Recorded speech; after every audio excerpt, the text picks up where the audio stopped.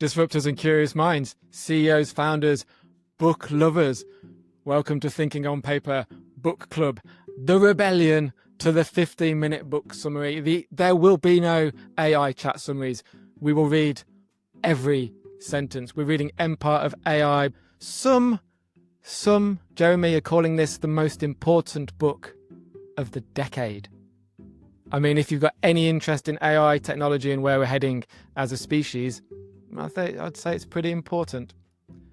Let's set the scene. Perhaps you are a professional who has sped up your administrative works in ways that have boosted your productivity. Maybe instead you are a company leader who's been able to trim your workforce while increasing your margins to stay competitive in the market.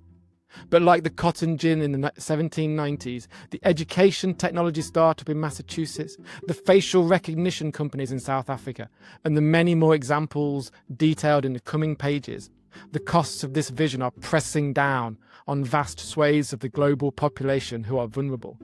This is the empire's logic.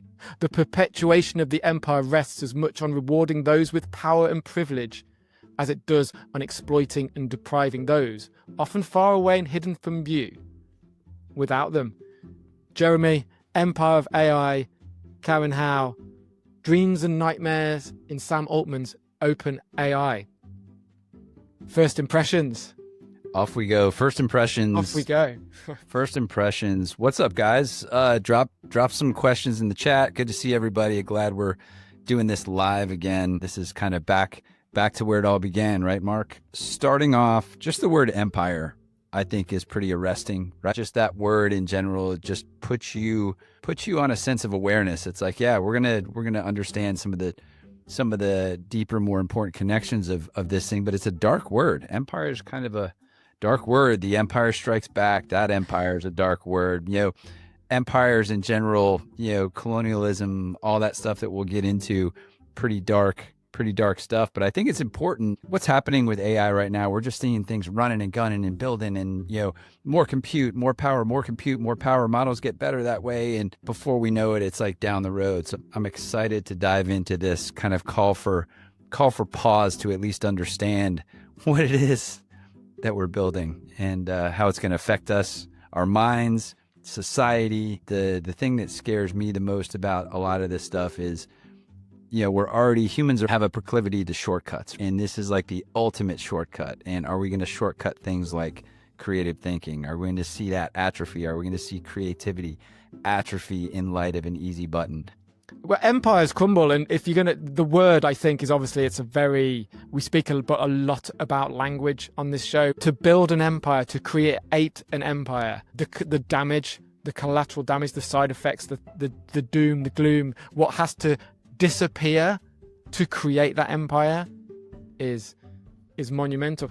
Obviously, my first thought of empires, I just resort to cinema, so The Godfather, and I see that Sam Altman as Michael Corleone, and then during this book, we'll get into the book, but I've drawn a mind map. I'm starting to draw a mind map of all the characters that we meet in Empire of AI, because although Sam Altman is the face of OpenAI, it took a lot of egomaniacal psychopaths behind him, with him. Strong language. Woo! To get, we're talking about empires. Come on, you don't build an empire with like a passive, lethargic, empathetic personality, do you? Fair enough. These are all the billionaires and the trillionaires and the VCs, and it's the same names: Paul Graham, Kevin Scott, Emmett Shear, Brett Taylor, Larry Summers, Reid Hoffman, Peter Thiel, Greg Brockman, Elon Musk. I mean, it's the same names cropping up everywhere, isn't it? Yeah. LinkedIn,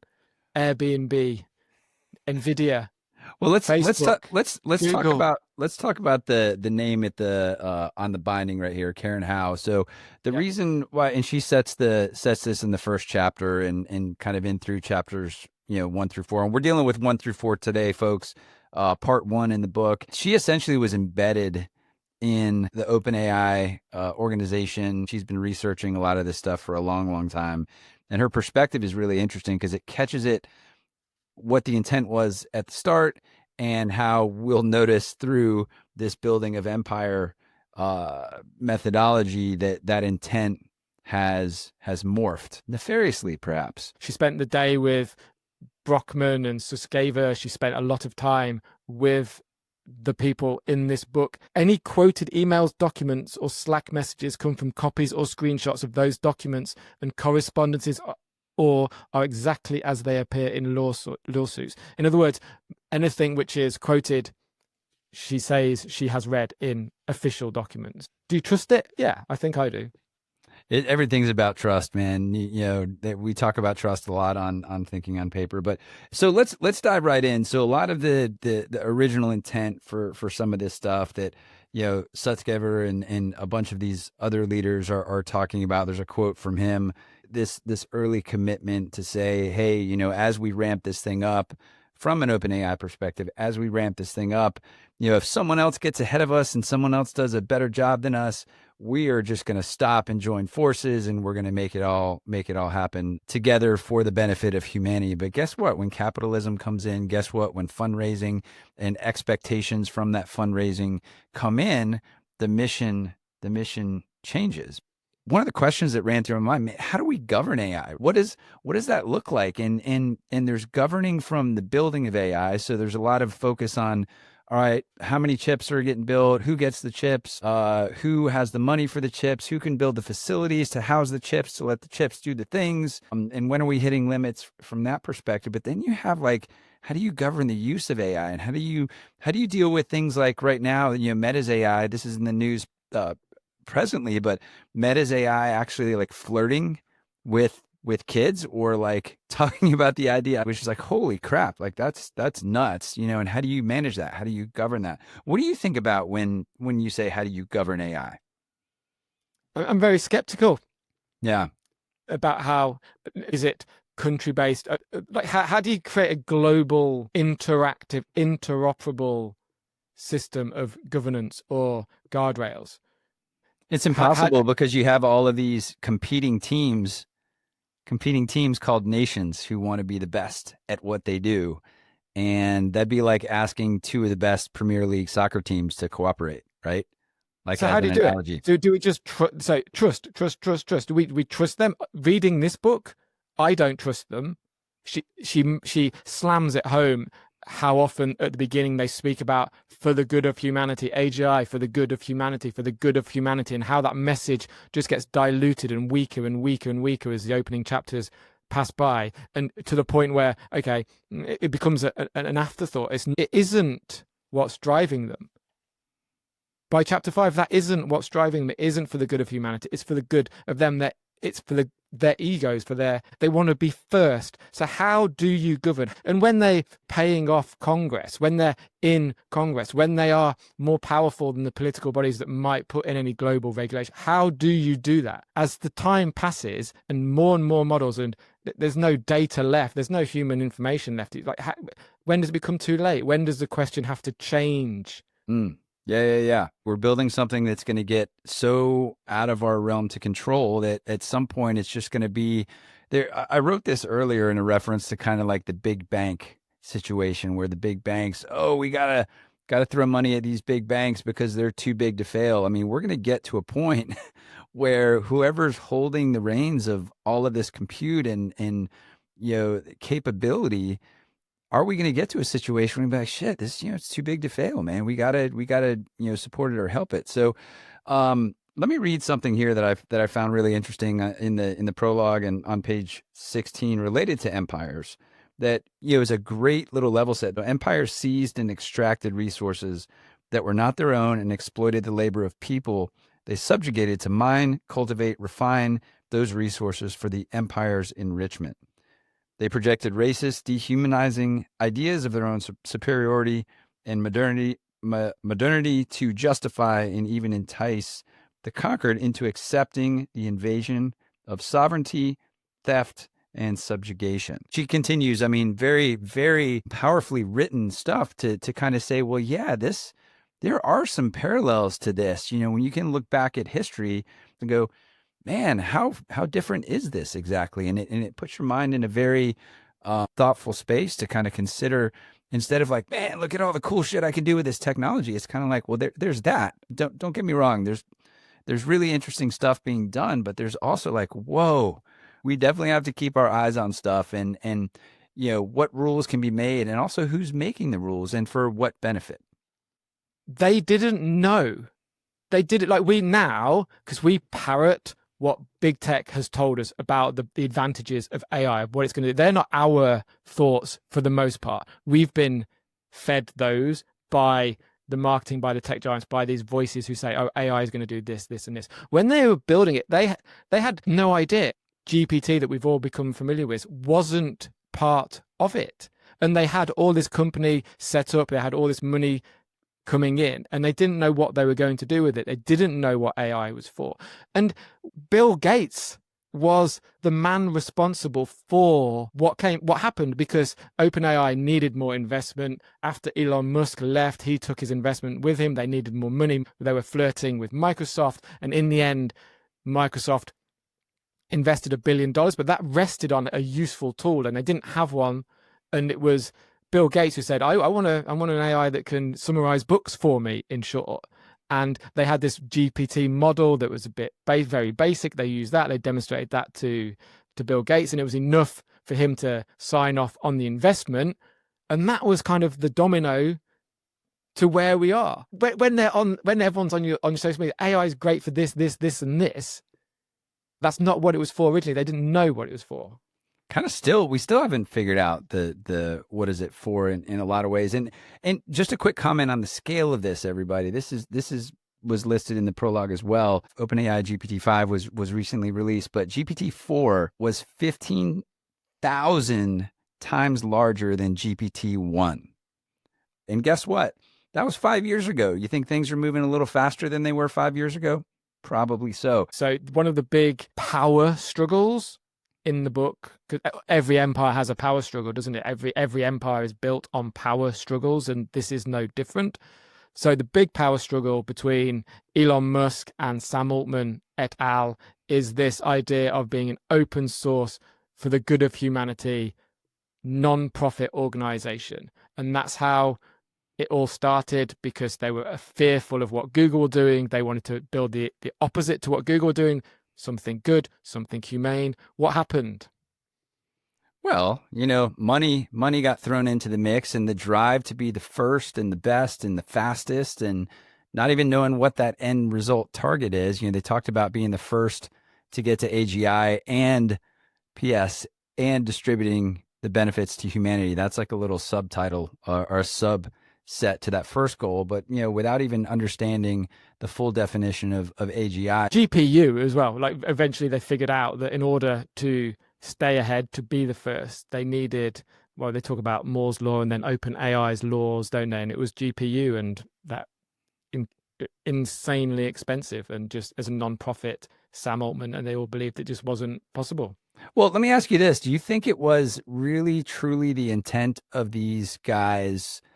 Let's get a nonprofit like board together to do what's best for humanity. Was that really the intent, or was that like just a bit of a spin to, because they're looking at Google, they're seeing Google and they're like, man, was it we want to protect everybody from them, or we want to beat them? Fortunately, I'm not in their heads, so I can't answer that question. We got Namsa Michelle commenting in the chat. She thinks their intentions were not good, but naive. And then once they saw what they could do and what they could get away with, off we go. Insert Homelander meme.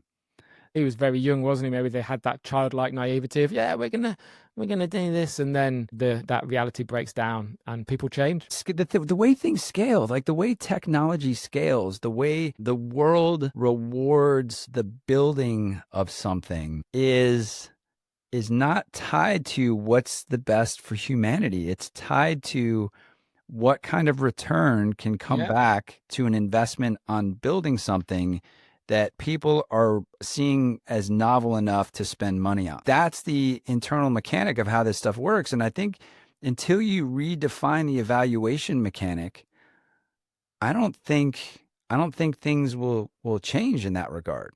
There's an interesting question in there that she poses about, has a technology or the benefits of a technology ever been successfully distributed? I think she asks that to Greg Brockman when she's actually in OpenAI, and you said, I'm very wishy-washy. He was very wishy-washy, and he's... Oh man, that interview was like, yeah, that interview was just like, you're saying words, but there's no substance to the words. You're dancing. Yeah. There's a comms person in your ear for sure. Yeah. It was embarrassing. So Numsa also had another comment about governments can open doors that no dollar amount can. So that jumps me to an interesting little discussion here. Here's a quote from the book. The current AI paradigm is also choking off alternative paths to AI development. So we're seeing the number of researchers not funded by big technology decreasing. And if these ideas aren't tied to this quick short-term commercial benefit that Bill Gates was like, oh yeah, let's push a bunch of money into it, they might not get the resources. And guess what happens? The diversity of those ideas comes down, and we end up with AI defined by systems that are commercially viable. Yeah, there's some very stark numbers, isn't there, about how many researchers have turned their back on AI for good for the money, because there's such vast amounts of money being thrown at it. Got a question for you on that, because she was speaking about Jeffrey Hinton and the other godfathers of AI, and part of their deal was that they could continue teaching and be professors at their respective universities. Should they be allowed to have these jobs at the tops of these companies and still be professors at universities? Should they be allowed to do that? That's a bit of cake and eat it too kind of thing. It definitely tightens up the parameters of what research is. We need to figure out the things like social cohesion and global cooperation, because guess what? AI is jet fuel on whatever the hell we're going to be doing. And if we continue to do the things that aren't tied to the benefit of our future, the benefit of us as humans, we're going to go quickly. We're going to move quickly to the spot where we would have ended up anyway. So chapter 1, Divine Right, talked about superintelligence. The paperclip factory example pops up. Nick Bostrom, I think, is always thrown into these kind of discussions. AI alignment, Y Combinator, or YC. It talks a lot about Sam Altman's political background, his upbringing, his mentors, Peter Thiel, Paul Graham, about how he saw economic value in Silicon Valley. But this was where the beginnings of the Michael Corleone race power started, because he was curating part of his life to get to the top of the Silicon Valley network, and his decisions and his success or lack thereof with Looped, his former company, helped him work up, and he seemed to be a bit of a genius. As far as like positioning and navigating and like inserting himself into all of these systems and connecting them to power opportunity for him and his business as an organization, pretty incredible navigation of that system out there. He pushed Elon Musk out of the nest. That's how that's how good he is. Was it the quote from Paul Graham? If Sam Altman was dropped onto an island full of cannibals, you'd go back in 3 years and he'd be the king. Yeah, that was a pretty crazy quote. Nice. So back to the YC stuff. The idea was told in the book that YC start a Manhattan Project for AI. Holy crap, those are pretty crazy words to throw in together, because we know what spun out of that. But then coupled with create the first general AI and use it for individual empowerment. Yeah, again, we're talking individual empowerment.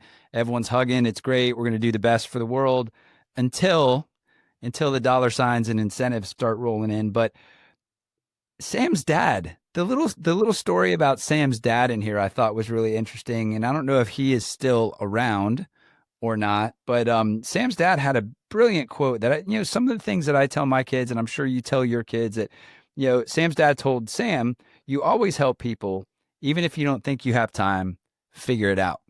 That's a pretty awesome quote from dad to kid, right? And I wonder how that's translating to kind of what he is doing and building and the scale of it and that sort of thing. Maybe I don't know, possibly he is very generous. There's a lot of evidence that he was generous. He helped a lot of people in Silicon Valley. He was a great listener. He is a great listener, they say, but it all seems to fuel his meteoric rise to the top. I think in chapter 2, she talks about he changes his image, doesn't he? He got bigger, he got nicer clothes, he curated his personal brand. Well, there was a potential run for governor at some point too, right? Which his manifesto, the United Slate. I actually tried to find it. It's no longer on the website. I don't know if anyone has ever read that or has a PDF of that hiding anywhere. But I know a language model that might have read it. Ooh, fair enough. Actually, that's all really, of them. Man, that's really interesting. So all the stuff that gets yanked off the internet, could we find it in ChatGPT or Claude? Or that's a really interesting piece of the puzzle. I'd like to know who makes him feel pressure, which people in his life is he accountable to, which people in his life say no to him, how many of his entourages are yes men, because they're mostly men. I think that the societal pressure, not that society is calling him on the phone and be like, yo, hey, this is society. Yeah, please don't put us in a deep dark hole for the remainder of human existence. As a human, you have to somehow feel the tinge of the impact of what's cooking and how it could go. So chapter 1, give me your quick, the best takeaway from chapter 1 that you have. Really, I learned that behind Sam Altman is a lot of other people. He might be the face, but there are other people behind him. They had no idea what they were doing. They just knew they had to do something. So they're pushing this technology forward without an end game in mind. Where we are is a result of circumstance rather than design. I learned I don't really like any of these people.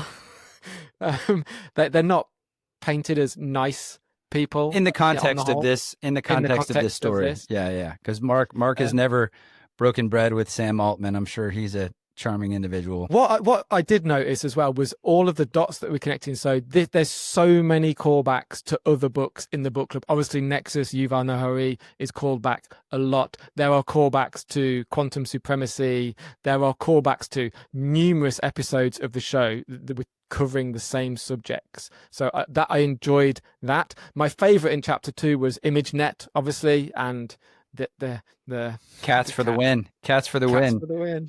I don't have my cat cup, but yeah. Namsa, thank you for all the engagement. This is awesome. Are we going to talk about the part with the board shenanigans? I think Mark jumped into that a little bit before, just the whole board shuffle, and then Sam's out, and then the big weekend on everyone's at Sam's house trying to figure out how to get him back in. I mean, there is an episodic similar to you referenced White Lotus, very White Lotus-y kind of stuff that went down there, and it's very important as well, because there's one of the things that Elon Musk brings up is there's a lack of talent back in the early days, and it would seem that all of the talent back in 2020 was at Sam Altman's house, and they were at Sam Altman's house because they believed in him, and so he literally had an army of believers.